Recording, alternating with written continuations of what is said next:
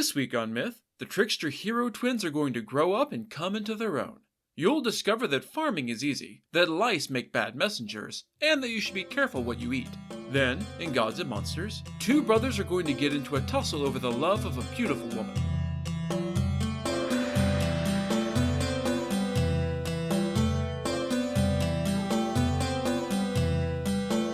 This is the Myths Your Teacher Hated podcast, where I tell the stories of cultures from around the world in all of their original, bloody, uncensored glory.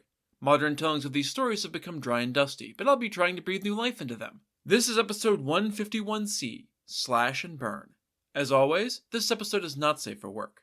This is the third part of the Mayan story of the hero twins. When we last left the story, twin brothers Hunhunapu and Vukubhunapu, one hunter and seven hunter, had annoyed the lords of Xibalba, the gods of death, with their constant ball playing. Thus, the two mortal men were invited down to the underworld for a match of Pak to Pak, a traditional Mayan game. This turned out to be a trap, and the twins were executed for their failure to recognize and defeat the tricks laid out by Hunkame and Vukubkame, one death and seven death. Despite being dead, they weren't quite done with the world. The severed head of Hunhunapu was hung from a tree where it met Lady Blood, daughter of the Xibalban lord Gathered Blood. The withered skull spit into her hand, which was apparently enough for her to conceive children. Having been told to climb up to the mortal world above, Lady Blood instead went home to think about everything that had happened. Her magical pregnancy was quickly discovered, and her own father condemned her to death for it. Lord Gathered Blood sent the 4 messenger owls to execute his daughter and bring back her heart in a bowl as proof. Lady Blood bribed them into switching sides, and into switching her heart for a fake one made of tree sap to bring back to the lords of Xibalba, making her escape to the world of the living in the confusion. She had journeyed to her mother-in-law's house, where she had to complete an impossible task to prove her claim of bearing Hunhunapu's children, which, of course, she did. When her twins were born, it very quickly became clear that they were considered second-class citizens by their mother-in-law and by their twin half-brothers, Hunbats and Hunchoan. Surviving a murder attempt as infants, the younger twins got their revenge years later by tricking their older brothers into climbing an eternally tall tree and turning into monkeys. They had then tricked their grandmother into laughing at the silly, naked bodies of her transformed monkey grandkids and driving them away to live in the jungle. Having finally secured a safe place in their home, they moved in, rather than living outside as they had been their whole lives so far. The two very young men, Hunapu and Xbalanque, knew that it wasn't enough to have simply rid themselves of their murderous older brothers. Being the men of the house now, it was their job to step up and prove themselves worthy of their heritage, much as their mother Lady Blood had once had to do. Thus it was that, also like their mother before them, they decided to prove themselves first in the great maize field. "Don't worry, Mom, Grandma. We're gonna handle things from now on with Hunbats and Hunchoan dancing naked in the trees. That's right, we're gonna start by farming the maize field like they were supposed to." They shouldered their axes and their hoes, grabbed their blow dart guns, and headed out. "We won't be able to come back for lunch, so please bring us food at noon, Grandma." She nodded. "Of course, my grandsons." All very cordial and civilized. Of course, these two are tricksters as we've already seen, so you just know that there's some bullshittery afoot. Hunapu and Xbalanque arrived at the field, rolling their shoulders as they lowered the heavy tools. Taking up the hoe, one of the brothers struck it into the earth with a single mighty blow and then just kind of left it there. As soon as his hands released the wooden haft, though, it began to plow the earth all by itself. It broke up briars and weeds, and it smoothed out rises and hills. That one hoe could clear countless mountains all by itself if left alone to work. The other brother lifted up the axe and, with a single mighty swing, buried it into the fork of an enormous tree where he too left it hanging. Again, as soon as he released the tool, it began to work by itself, felling the tree of its own accord and then moving on to the next. That one axe could clear an entire forest all by itself if left to work. It's not clear to me if they have somehow obtained incredible magical artifacts, or if they are just themselves inherently magical, but given their unusual and divine birth, I am inclined towards the latter. Since the twins were no longer needed for the actual work of farming, they decided to spend their time doing the much more fun work of hunting. Before leaving, however, they captured turtle dove, those birds you probably know from the classic carol The 12 Days of Christmas, to be their lookout. "When you see our grandmother coming to the field to bring us food around noon, cry out to let us know that she's coming. That way, we can have time to scramble back over here and take up the tools ourselves. No sense in letting her know how easy this task really is for us." Turtle Dove, who had probably thought he was about to become lunch himself, readily agreed to this proposal. Hunapu and Xbalanque spent the next few hours happily stalking prey with their blowguns instead of doing the dreary, back-breaking work of farming. Around noon, Turtle Dove spied their grandmother heading towards the field with a packed lunch and shouted a warning to the twins. They raced over, putting away their blowguns as they neared. One took up the hoe, rubbing dirt on himself to look like he had been working the soil all morning. The other snatched up the axe, dumping wood chips all over himself to look like he had been cutting lumber all morning. Although the field was getting cleared and plowed as promised, the twins weren't the ones doing the work, and so they weren't actually entitled to the food their grandmother brought them. But she had no idea that she was being tricked. They ate lunch and, once safely alone, set the tools back to work. That night, they came home stretching their backs and rubbing their muscles as though they had toiled the whole day away. "Oh man, we're so freaking tired, Grandmother. Clearing and plowing a field by hand is such hard work." They arrived back at the field early the next morning, expecting to continue with their ruse, only someone had outfoxed the foxes. All the trees and bushes that had been cut down were whole again, and all the stalks and briars and hills had re-emerged from the earth to obscure the field. Well, shit. Who's playing a trick on us now? That is not at all clever or nice. They scoured the area, but Hunahpu and Spelunky could find no sign of who had done this to them. The only footprints belonged to themselves and their grandmother, so who had bullshitted what they had rightfully bullshat first? Sour at not having an answer, the twins set about once again clearing the same patch of fields as the day before. The trees came down and the earth was turned up, but the boys didn't waste their day hunting this time. Instead, they planned and schemed on how to catch whomever had fucked them over in the act. It seemed likely that the pranksters would come back tonight to once again undo all the twins' not that hard work, so they resolved to hide themselves and watch for the culprits. That night, they returned home as before, but planned to set out again as soon as they had eaten. "Someone has played a cruel trick on us, Grandmother. When we arrived at the maize field this morning, all of our work had been undone, and the plowed field had become a grassy plain and a forest once more. And so tonight we're going to sneak over there and watch it all night to catch those assholes red-handed." Devouring their dinners, Hunahpu and Spelunky strode stealthily back to the field. Having planned this all day, they had stacked up a pile of the cut trees to form a hidden shelter that they could watch the entire field from without being seen. They waited, and, before long, their cleverness was rewarded. Out of the surrounding forest came all of the local animals, the great and the small. Puma, jaguar, deer, rabbit, fox, coyote, peccary, coati, small birds, and large birds. They moved around the field in a coordinated sweep in the dead of night, chattering as they went. "Arise, trees! Arise, bushes!" Hunahpu and Spelunky needed to nip this in the bud, but as Puma and Jaguar circled near, they hesitated. Others were looking this way, and a leap out now would be to give up the element of surprise. With this many foes, they needed all the help they could get, so they waited. Deer and rabbit came by next. Hunahpu and Spelunky grabbed for them, but only managed to snag the tails of the swift, nimble animals. These broke off in their hands, which is why deer and rabbit have such short tails to this very day. None of the others ever came near enough to be able to catch them without themselves being caught, and so the twins were forced to watch the proceedings with frustration. Finally, one smaller animal scurried over their way with no one else watching his passage. Seizing their opportunity, Hunahpu and Spelunky snagged a very surprised rat with a small net and dragged him inside their hideout before he could even squeak. One strangled the struggling critter while the other lit a fire under his tail.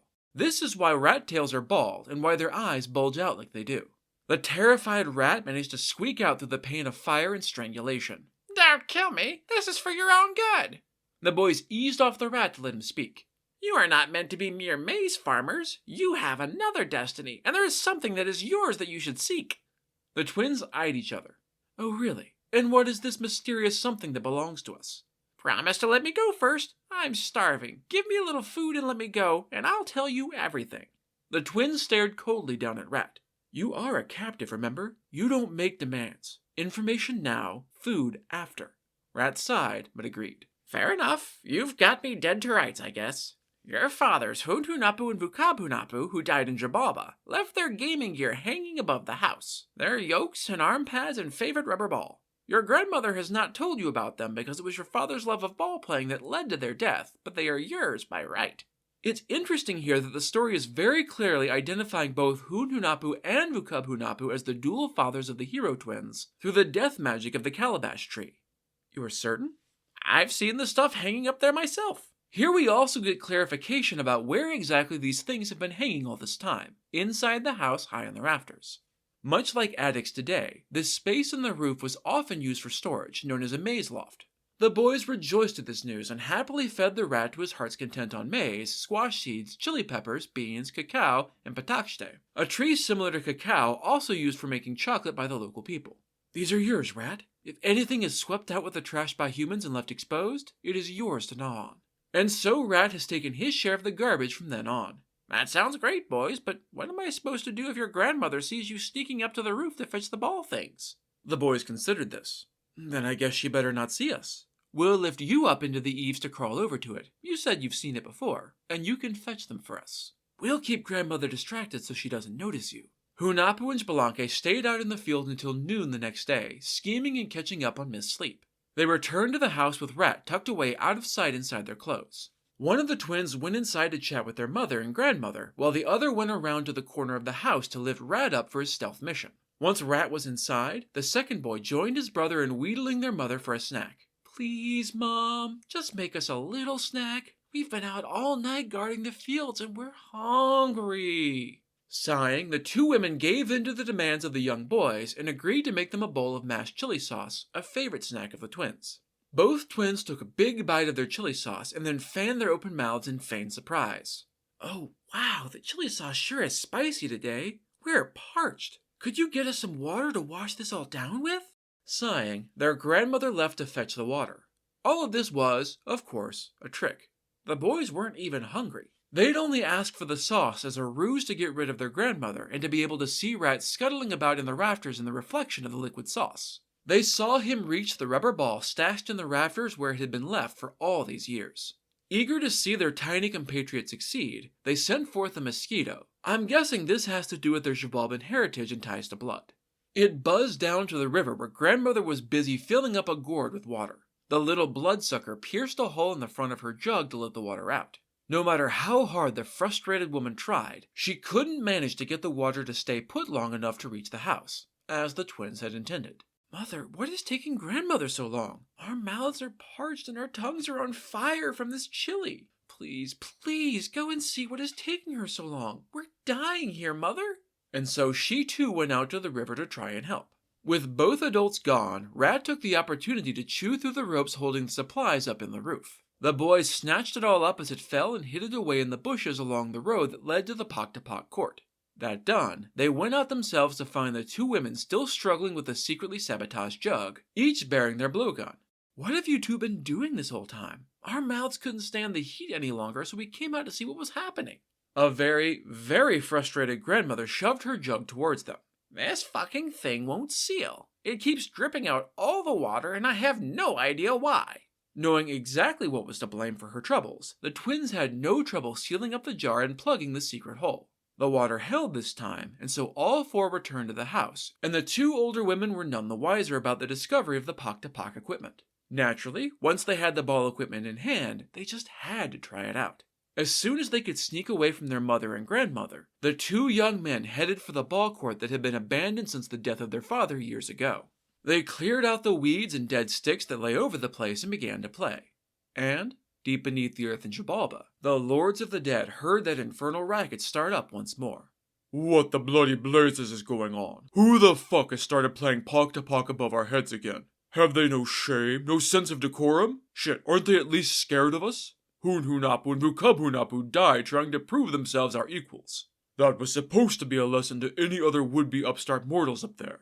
Someone go and fetch these new dead men.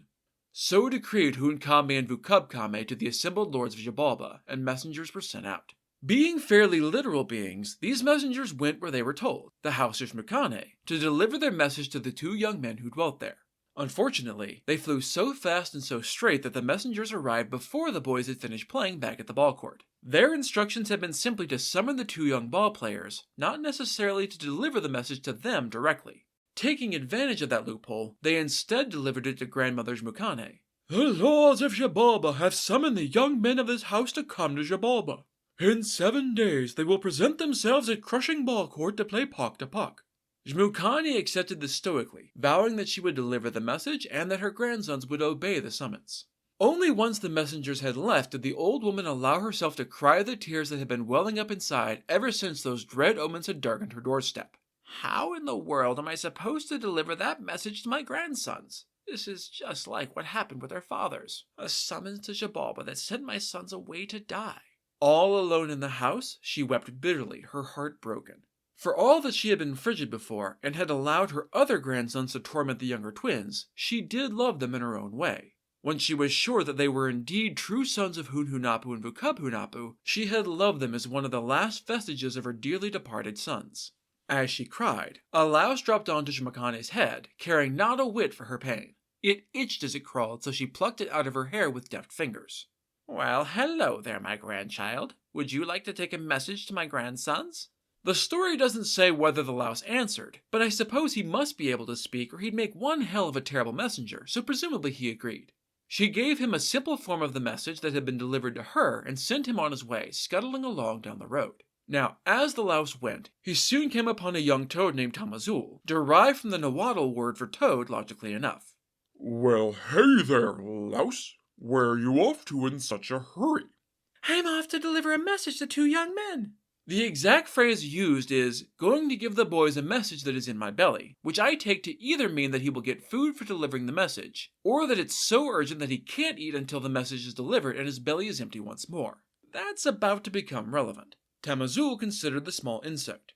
I can see that you're trying your best, but you are very small, and so even though your legs are moving very quickly, you're actually moving quite slow. Wouldn't it be easier if I swallowed you? I can move much faster than you, and we can get your message to its recipient much faster.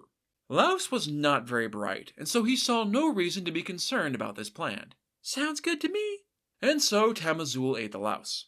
The slightly less hungry toad went waddling along down the road, but he was not nearly as fast as he'd claimed. He didn't have those impressive leaps just yet. Soon enough, Tamazul came upon a snake named White Life. You can probably guess where this is headed, mythology logic being what it is. Where are you off to in such a hurry? I am a messenger with a message in my belly. See, I told you it would become relevant in that puntastic way the Maya loved.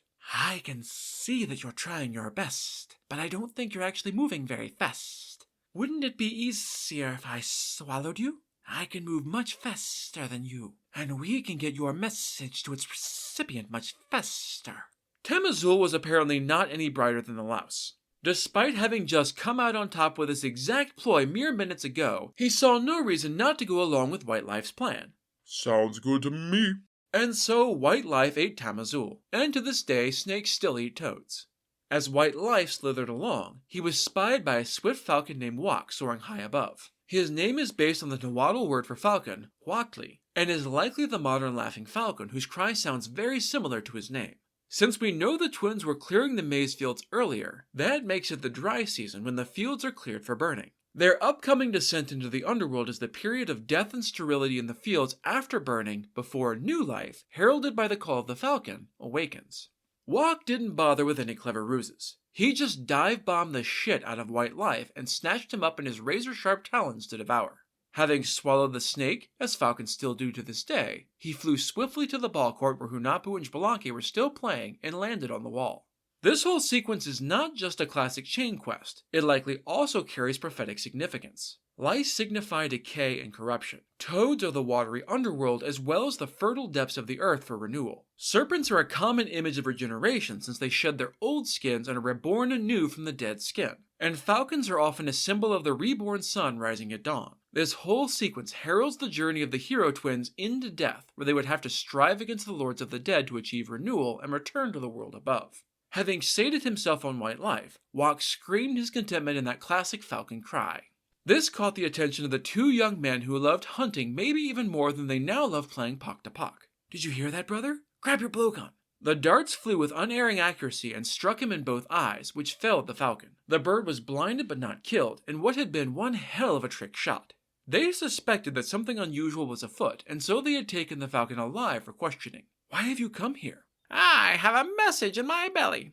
See, that explanation about the Mayan phrase just keeps paying off. He literally has a message in his belly in the form of the swallowed animals. So what's the message? I'll tell you, but you need to fix my eyes first. You've blinded me and I won't be able to hunt if I can't see. This seemed very reasonable to the twins, and so they grabbed the rubber ball they'd been using. Slicing off a thin strip, they affixed it around the bird's eyes, which is why the bird still has black patches around them to this day. This ball they henceforth called sliced rubber, which is a pretty apt name. This apparently did the trick. Okay, we held up our end of the bargain, so it's your turn. Cough up the message. And so Wok vomited up White Life. So you have the message then? Speak. And the snake vomited up Tamazul. The boys sighed. This was getting old. Okay, do you have the message? Speak. I have the message in my belly, He croaked and tried to vomit up Louse, but nothing came out. Well, that's not quite accurate. A lot of drool came out, but nothing else. He tried again, but only more drool spilled forth. He tried again and again with no better luck, and so Hunahpu and Xbalanque began to beat the terrified toad. You're a liar and a deceiver! They crushed his ass with their big feet, flattening him out and making his legs sit in that awkward way toads still have. He tried again in desperation, but only more drool came out, so they pried his mouth wide open. Rooting around inside, they found Lo stuck in Tamazul's teeth. I really expected this to lead into a bit about how they pulled out Toad's teeth, which is why they don't have any, but no. Maybe toad is used as a blanket term that includes frogs, because one of the main differences between the two is that frogs do in fact have a lot of very tiny teeth. Tamazul had never actually swallowed the louse, and had never gotten any food from it, which is apparently why he was so easy for the snake to eat. Maybe he had brain fog. Anyway, the louse was freed from the toad's mouth and commanded to speak. Your grandmother said to me, go and summon them. Messengers have arrived from Xibalba, the messengers of Hunkame and Vukubkame. They have commanded that, in 7 days, you will go down to the underworld to play Pock-to-Pock with them. You must bring your gaming things, your rubber ball, your yokes, your arm pads, and your leathers. Your presence will liven up the underworld, they say. This is what she said to me. She sits at home now, weeping and crying out for you, but she says that you must go. This was indeed very strange news, especially coming from a louse that had been eaten by a toad, that had been eaten by a snake, that had been eaten by a falcon. The twins immediately set out for home to confer with their grandmother about this. And by confer, I mostly mean tell her that their minds were already made up. It wasn't like you could just ignore a summons from the lords of Xibalba. And, like their fathers before them, they wouldn't have taken the easy way out even if it had been an option. Listen, grandmother, we have to go to the underworld, but we promised to come back. I know that our fathers made the same promise and were unable to keep it, but you couldn't know when that promise had been broken, so we will do better. To ease your fears, we will each plant an ear of unripe maize in the center of the house. If they should dry up, then you will know that we are dead, lost to Xibalba. If they sprout up again, then you will know that we are alive. Thus you and our mother will have a sign. We've seen phenomena like this before in several myths and folktales. This whole thing carries some additional significance in the Mayan tradition, since a common ancient Mayan conception of the universe was as a house. The 4 corners were the 4 cardinal directions, and its walls and ceilings were made up of the vault of the sky. Beneath the foundation lay the underworld buried in the soil. The maize stalk was often used as a symbol of the divine axis of the world, its roots reaching down into the underworld and its ears up into the heavens. Thus, it served as a bridge between the realms and makes an apt symbol for the twins themselves as they prepare for their perilous journey. And so Hunahpu and Xbalanque each planted an unripe ear of maize in the center of the house. They did not plant them in the mountains, or in any especially fertile soil that had been prepared for such a harvest. No, they picked a normal patch of dry, dusty earth inside their home. Any growth or death would therefore be ensured to be due to whatever divine power the hero twins wielded, and not some quirk of nature. Taking their gear and their blowguns, they journeyed along the road that led to Xibalba. And that's where we're going to leave our erstwhile heroes for the moment. They've come a long way from the surprisingly hardy infants who survived a murder attempt. Now, though, they are following in the fatal footsteps of their fathers, and everything is about to get a whole hell of a lot more dangerous. But for now, it's time for Gods and Monsters. This is a segment where I get into a little more detail about the personalities and history of one of the gods or monsters from this week's pantheon that was not discussed in the main story. This week's strange duality are the Chechen and Chaca trees. If you've spent any time exploring the jungles of southern Mexico and Central America, you may have encountered one of the 11 different species of plant and tree native to the region that are poisonous to the touch, causing a horrible burning rash upon contact. You may have even encountered Metopium brownae, also known as the black sap poisonwood tree or the Chechen tree. The bark and leaves of this tree contain a high dose of the oily urushiol, the same chemical agent that makes poison ivy such a pain to deal with. If you're unlucky enough to have a brush with this poisonous fucker, then it's worth knowing that the antidote to said fucker is probably very close at hand. Another tree known as Bursera semaruba, the gumbo limbo tree or the chaca tree, almost always grows right next to the Chechen tree. Its bark and leaves contain several bioactive compounds that can work together to shut down the urushiol poison in your skin. Having the antidote growing right next to the poison is such a strange and singular thing that the widespread phenomenon of the two trees growing together was bound to be noticed. Naturally, the ancient Maya had a story to explain it, passed down from the oral tradition of the Yucatec Maya.